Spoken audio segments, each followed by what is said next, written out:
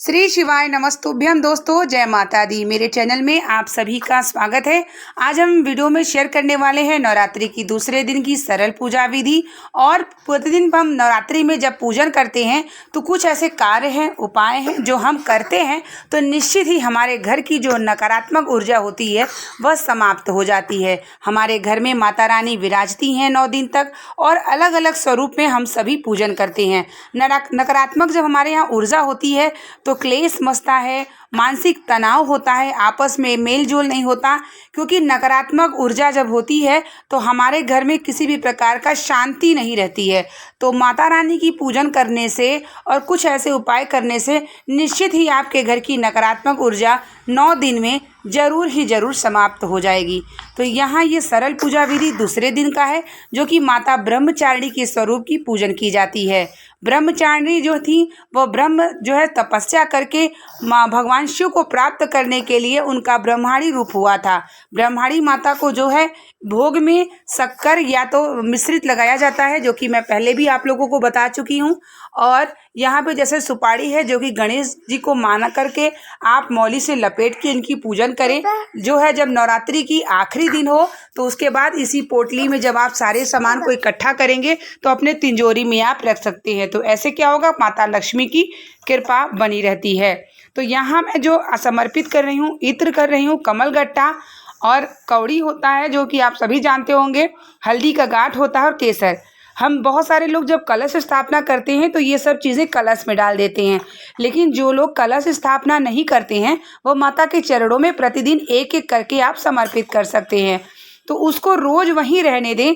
Last वाले दिन जब नवरात्रि समाप्त होगी तो वो सब माता का आशीर्वाद लेकर के माता से विनती करके आप जो ये चुनरी लपेटे हैं नारियल में, उसी चुनरी में सभी को इकट्ठा करके आप अपने जहाँ तिजोरी, जहाँ आप अपना सब लक्ष्मी रखते हैं, आप वहाँ रख सकते हैं। इससे माता लक्ष्मी की कृपा, माता दुर्गा की कृपा, माता कुबेर भंडार की कृपा जो है निश्चित ही होती है। तो इस तरीके से हम सभी पूजन करते हैं। सरल पूजन विधि में अनुष्ठान और नियम बहुत ज़्यादा तो नहीं होता। तो आप जैसे गंगा जल से गंगा जल, लाल चंदन और इस तरीके से पुष्प करके आप प्रतिदिन माता रानी की पूजन करते हैं। और एक इच्छा पूर्ति के लिए दिया जरूर जलाएं।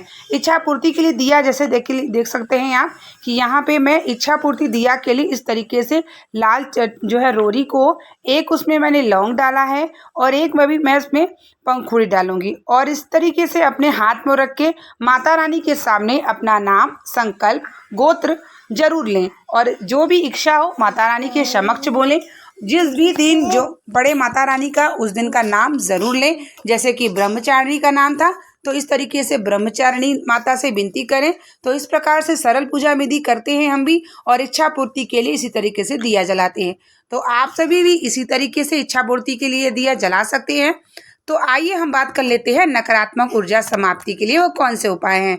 नकारात्मक ऊर्जा के लिए तो सबसे पहले आपको प्रतिदिन माता को फूल वाला लौंग जरूर समर्पित करें। जब आप धूप बत्ती सुलगाते हैं तो उसी के दौरान आप गुग्गुर लोबान जरूर सुलगाएं और उसका धुआं जो है पूरे घर में अवश्य दें। उससे क्या होता है कि माता रानी विराजती हैं और जो नकारात्मक ऊर्जा होती है वो आपके घर से बाहर चली जाती है। दूसरा है, जब आप आरती करते हैं तो आरती करते समय ये मैं अपने नीम के पेड़ में जल चढ़ाने जा रही हूँ, जो कि आप वीडियो में देख सकते हैं। क्योंकि नवरात्रि में 9 दिन का स्वरूप का अगर आपको दर्शन करना है तो माता नीम के पेड़ में ज़रूर 1 लोटा जल, उसमें लाल अक्षत, लाल पुष्प, चंदन ये डाल करके जरूर नीम के पेड़ में प्रतिदिन समर्पित करने से माता रानी की कृपा बनी रहती है, जो कि मेरे स्वयं मेन गेट के द्वार पे है। तो जब आप आरती करते हैं तो आपको कपूर के साथ एक फूल वाला लौंग उसमें जो है कपूर में ज़रूर डालें। और जब आप आरती करें तो उसका जब धुआं पूरे घर में आपके जाता है तो वहाँ से नकारात्मक ऊर्जा समाप्त होकर बाहर चली जाती है। फिर माता रानी की कृपा आपके घर में होने लगती है। तो इस तरीके से प्रतिदिन जब आप सुबह शाम माता की आरती करते हैं तो कपूर में लौंग जरूर डालें। गुग्गुर लोबान का जो महक है वह पूरे घर में छिड़काव करें। गंगा जल का छिड़काव पूरे घर में करें। यह अगर आप 9 दिन तक प्रतिदिन करते हैं तो निश्चित ही आपके घर से नकारात्मक ऊर्जा समाप्त हो जाती है और माता रानी आपके घर में कृपा दृष्टि बनाना शुरू कर देती हैं। तो यह आप या तो अनुष्ठान करते हैं तो भी कर सकते हैं और या आप प्रतिदिन की पूजा में भी आप सरल पूजा विधि के दौरान भी यह उपाय सभी कर सकते हैं।